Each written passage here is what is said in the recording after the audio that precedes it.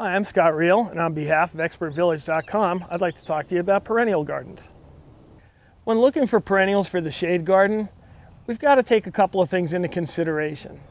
First, plants that grow in the shade don't necessarily rely a real lot on flowers to get themselves pollinated. And really, that's the only reason flowers have flowers on them. It's to attract the bees to get themselves pollinated.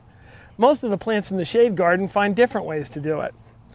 So we don't have as much flower power to rely on, so it's up to us to look at maybe more the form and the shapes and contrast those back and forth to make our gardens interesting.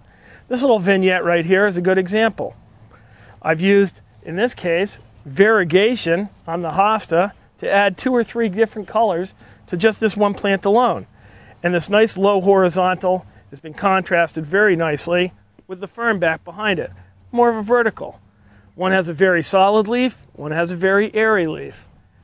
That's going to give you a big contrast between the vertical and the airy and the horizontal and the solid. You can see we've done that again over here with a different fern. This is Japanese painted fern. And in using the Japanese painted fern, we've introduced a little bit of reddish coloration here.